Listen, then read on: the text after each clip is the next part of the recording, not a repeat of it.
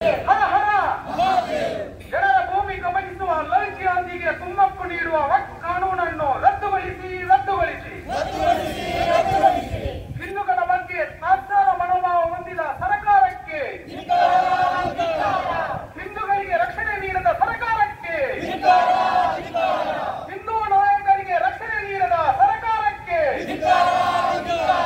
ಸೇನಾಮಣಿ ಹತ್ಯೆ ಮಾಡಿದ ಹಂತಕರಿಗೆ ಕಠಿಣ ಶಿಕ್ಷೆ ನೀಡಿರಿ,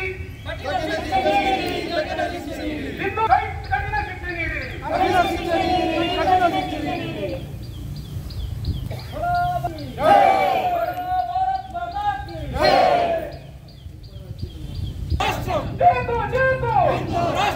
ಹಿಂದೂಗಳ ಬಗ್ಗೆ ತಾತ್ಸಾರ ಮನೋಭಾವ ಹೊಂದಿದ ಸರ್ಕಾರಕ್ಕೆ,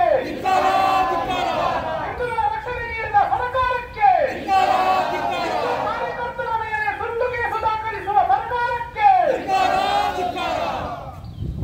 10 ಲಕ್ಷದಷ್ಟು ಜೈಲಿರುವುದು. ಇಷ್ಟು